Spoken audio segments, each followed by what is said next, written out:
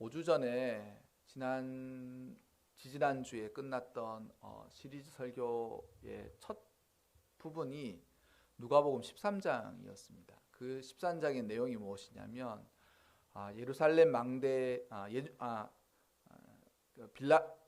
빌라도가 포악한 성격이 있어서 하나님을 예배하러 갔던 이들을 그 성전에서 죽여서 예배드리러 갔던 이들이 죽임을 당하게 되었고, 또한 실로암의 망대, 그러니까 사람들이 많이 가는 그 실로암 연못의 망대가 무너져서 사람들이 죽은 일이 있었습니다. 그래서 그때에 예수님께서 하신 말씀들을 시리즈의 첫 설교의 제목으로 제가 삼고 한 5주간의 설교를 마쳤던 것 같습니다. 그때 제가 설교할 때의 설교의 의도는 그거였습니다.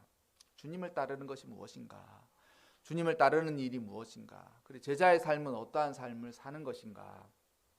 그래서 제자의 삶은 결국 열매를 맺는 삶이다. 주님의 제자는 누군가? 주님을 따르는 사람들이다. 그 설교를 했던 것 같습니다. 그런데 지난주에 이태원 참사를 당하면서 설교자로서 그렇게 뼈저릴 수가 없어요. 뼈저리고 마음이 어떠냐면 그때는 그냥 그런 시리즈의 설교의 제목으로 본문을 내가 선택한 것 같은데, 이런 일들 겪고 보니까 주의 말씀이 정말 엄미하다, 이런 생각을 하게 됩니다. 오늘 본문을 보면 무화과 나무 비유를 배우라 라고 되어 있습니다. 사실 이 무화과 나무는 열매 맺을 때가 되면 잎사귀가 커지고, 또 잎사귀가 커지는 만큼 잎사귀가 연하여지지요. 겨울에는 우리나라는 낙엽이 다 떨어지니까 겨울인 걸 알지만, 이 이스라엘과 같은 기후에서는 겨울이 되면 잎사귀가 더 이상 생장하지 않거나 또한 성장하지 않아서 작은 상태로 있다가 우기가 지나서 이제 우기가 다가오고, 우기가 지나서 이제 잎사귀가 확 커질 때, 그때 되면 이 무화과 열매가 맺기 시작하는데, 그때는 급속히 자라니까 잎사귀가 커지고 열매들이 맺어갑니다. 그러니까 누구든지 알 수 있는 그러한 계절의 시간이라고 생각하는 것이죠. 지금도 우리가 가을의 문턱에서 활짝 들어와서 이제 겨울의 문턱으로 가는 것 같지 않습니까? 그러면 아무도 이 시기와 이 때를 분간하지 않을 수가 없어요. 당장 아침에 딱 일어나면 춥고 날씨가 서늘하고 따뜻한 옷을 찾고 우리의 몸과 마음들이 거기에 반응하지 않습니까? 근데 문제는 세상에 있는 이런 시기와 때는 누구든지 분별하지 않는 사람이 없는데, 영적인 하나님의 때와 시기는 분별하는 사람이 너무 적다라는 거예요. 세상의 이치는 이렇게 분명해서 좀 있으면 무화과 나무 열매를 먹을 수 있겠지? 왜냐하면 잎사귀를 보니까 잎사귀가 확 퍼지는 거예요. 잎사귀가 부채처럼 생겼지 않습니까? 무화과 나무의 잎사귀는 정말 부채처럼 크고, 그리고 그 나무가 연하여져서 잎사귀를 낼 때쯤이면 사람들이 어서 이제 무화과 먹을 수 있겠다, 이런 생각들을 한다는 거죠. 근데 문제는 하나님께서 행하시는 일들의 때와 시기는 그 누구도 아는 사람이 적다라는 거죠.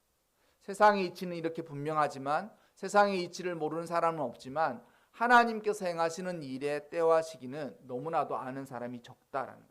그래서 하나님이 오시는 그때가 무엇이냐? 인자가 문 앞에 이른다. 그러니까 뭐냐면 주님께서 우리의 마음의 문 앞에 서 있는데도 불구하고 정작 문을 닫아둔다든지, 아니면 이때가 언제인지를 모르는 사람들이 너무 많다라는 것입니다. 그러면서 주님께서 무섭고 엄미한 말씀을 하실 때, 노아의 때, 그러니까 대홍수가 일어나기 그 바로 직전에 노아는 수십 년을 방주를 짓는 일에 자신의 삶을 다 헌신하고 주의 말씀을 따라 순종하였지만, 그것을 보면서도 사람들은 산 위에, 산 중턱에다가 방주를 짓는 그 노아를 보면서 비웃었을 것입니다. 그리고 신약 성경에 다 그렇게 나와 있어요. 노아의 때 주께서 심판과 멸망을 말씀하셨음에도 불구하고 노아의 삶을 비방하고 비난하고 노아의 삶을 무시하던 사람들이 결국 어떻게 되었느냐? 다들 멸망에 이르게 되었다라는 것이죠. 바로 주께서 말씀하시고자 하는 일들이 이와 같은 것이죠. 주님께서 이 땅에 오셨죠. 주님께서 이 땅에 오셨다라는 것은 이 땅에서 오셔서 하실 일이 있고 또한 다시 오실 것을 예견하고 계십니다. 지금 우리는 주님 오시는 처음 초림으로 예수님께서 오신 예수님을 만났고 다시 오실 예수님을 기다리고 있습니다. 주의 약속이 무엇이에요? 내가 하늘에 올라간 것처럼, 하늘에 이렇게 천사들과 함께 올라간 것처럼 그의 역순으로 나는 내려올 것이다 라고 말씀하셨어요. 그러니 모든 살아있는 것들은 주님께서 다시 오실 그때를 기다리면서 살아가는 거예요. 그런데 정작 우리의 마음은 노아의 홍수가 일어나기 이전의 삶과 다를 바가 없이 살아가는 것은 아닌지 경각심을 가질 필요가 있습니다. 경각심을 가질 필요가 있어요. 노아가 자신의 아들들을 데리고 산에서 방주를 지을 때도 많은 사람들이 했던 일들은 뭐냐면 많은 사람이 했던 일은 먹고 마시고 장가가고 시집가고 있었다는 거예요. 그러니까 이게 사실 일상적이면서도 세상에서 흔히 말하는 중요한 일들 중에 하나들이에요. 여러분 혹시 아닌 사람들도 있겠지만 인생에 결혼을 몇 번 합니까? 저는 한 번으로 족한 것 같습니다.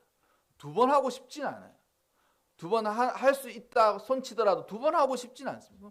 결혼은 인생에 한 번이면 족한 거예요. 그리고 저는 아마도 특별한 일이 없으면 한 번으로 끝나지 않을까라고 예상하면서 살아갑니다. 그러니까 인생의 가운데 사실 장가가고 시집가는 것이 아주 중요한 일이기도 하다는, 중요한 일이라는 거죠. 한 번밖에 없는 중요한 일이라는 거죠.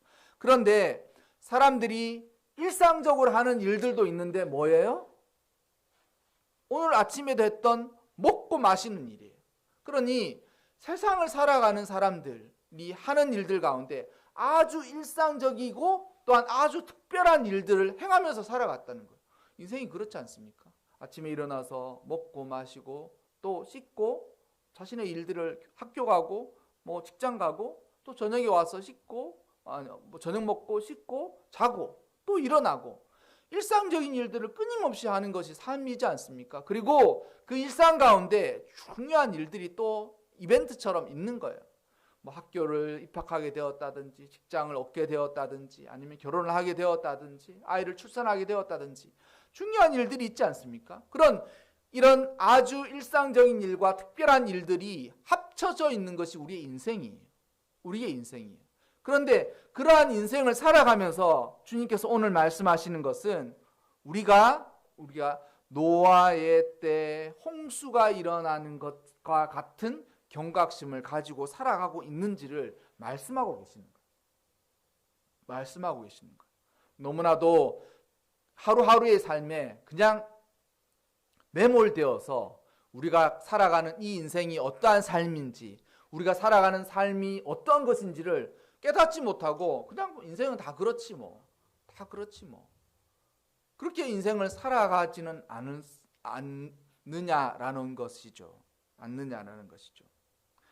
여러분, 그 누구도 홍수가 나서 멸망했던 사람들은 그렇게 먹고 마시고 장가들고 시집가는 가운데 정작 무엇을 잊어버렸어요? 하나님의 말씀과 뜻을 잊어버린 거예요. 인생을 왜 살아가는지의 의미와 목적과 방향을 다 상실한 것이죠. 대신 남아있는 것은 먹고 마시고 그리고 먹고 마시는 가운데 시집가고 장가드는 이 일들만 하면서 인생을 살아간다는 거죠. 그러니까 주께서 말씀하시는 것은 그것 위에 노아와도 같은 하나님의 사명의 음성을 들으면서 살아가지 않으면 다 이렇게 살아가는 거예요. 다 이렇게 살아가는 거예요. 오늘도 어떤 분들이 어떻게 예배를 드릴지는 모르겠지만 분명히 슬픔을 당한 교회가 있고 가정들이 있고 또 어려움이 있을 것입니다. 그런데 그 슬픔을 당하고 이 일들 가운데 우리 인생이 그와 같은 것이죠. 그와 같은 것이죠. 이태원 이제 참사가 끝나고 이제 그 다음 날 그러니까 그 다음 날이죠. 주일날 예배를 드리고 월요일날 저의 그 신대원의 동기로 만났던 형의 장인어른이 돌아가신 거예요. 그래서 장인어른 장례식제에 갔는데 그 장인어른이 쓰신 책을 한 권 선물로 주더라고요. 장례식장 갔더니만 이제 고인이 되신 그분이 이제 남기신 게 이제 세상에 많이 없지만 책이 한 권 있길래 그 책을 선물로 주셨는데 그 장인어른의 이력이 좀 독특하더라고요. 책을 읽어보니까 그 장인어른은 평양의 평양신학교, 그러니까 우리 교단의 모체가 되는 신학교 출신이에요. 평양에 있는 평양신학교 출신이에요. 그러니까 그 사람은 1928년생이시라고 그러더라고요. 근데 평양신학교 출신이신데 그 당시 인민군으로 6.25 전쟁에 참전하셨어요. 인민군으로. 근데 인민군으로 6.25 전쟁에 참전하셔가지고 낙동강 전투를 한참 치를 때 포로로 잡히신 거예요.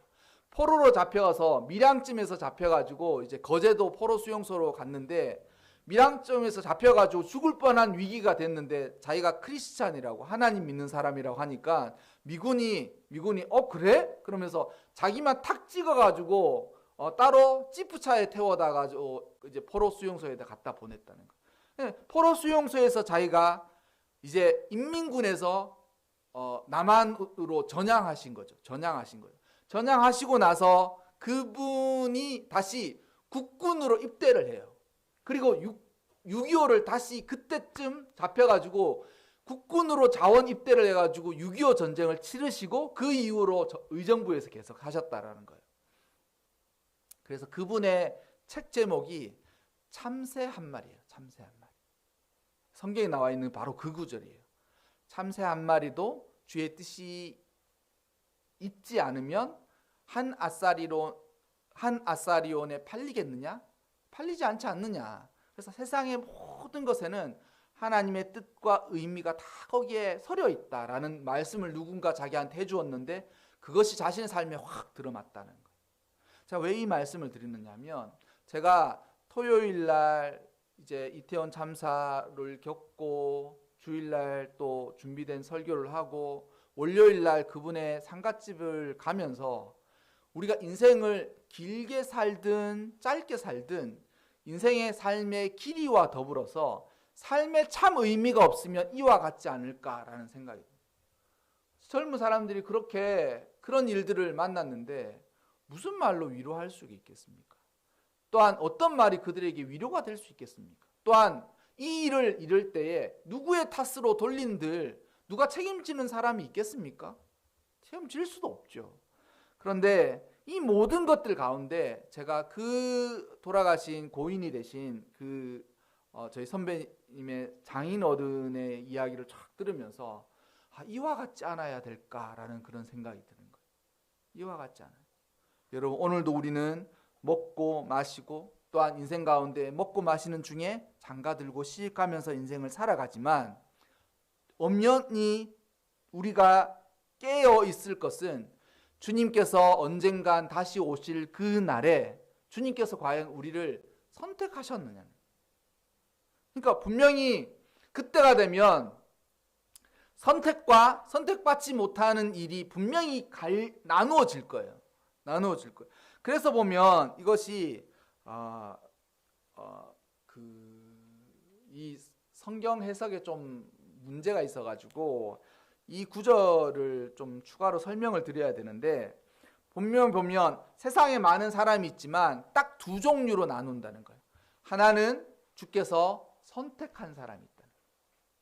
그러니까 주께서 본문을 보면 두 사람이 밭에 있는데 한 사람은 데려가고 한 사람을 버려둠을 당할 거다라고 하니까 마치 큰 일이 있어서 한 사람은 야 같이 가자라고 탁 데려가고 한 사람은 데려가지 못하고 남게 되는 일이 있다라고 되어 있는데 이것은 선택의 말씀이에요. 분명히 세상에 많은 사람이 있지만 그 세상에 많은 사람 가운데 딱 두 부류가 있는데 주께서 선택한 사람, 주께서 택한 자들이 있다는 거예요. 주께서 언젠가 오시면 주께서 너는 나의 것이다 라고 주께서 택한 사람이 분명히 있다는 거예요. 또한 반대급부의 사람이 분명히 있다는 거예요. 데려가심이 없는. 그러니까 이것은 버려둠이 되는 거예요. 그러니까 신학적으로 이거를 선택과 유기라 그래요. 유기는 뭐냐면, 무기는 하나님께서 적극적으로 그 사람을 선택하지 않았기 때문에 그의 인생을 그냥 내어버려 두시는 거예요. 지가 지 인생을 그냥 알아서 살도록 주께서 선택하지 않으시는 거예요. 그게 유기래요. 이것은 적극적인 하나님의 심판이 아니에요. 그냥 인생을 자기의 뜻대로 살아가도록 내버려 두는 사람이 있다는 거예요. 하지만 반대급부로 주께서 반드시 선택한 사람이 있어요. 어떻게 선택하느냐? 너는 나의 백성이고 나의 자녀로 선택한 사람이 있어요. 그럼 그 선택한 사람은 어떻게 삶을 살아가는가? 노아와 같이 인생을 살아가기를 하나님께서 기대하신다는 거죠.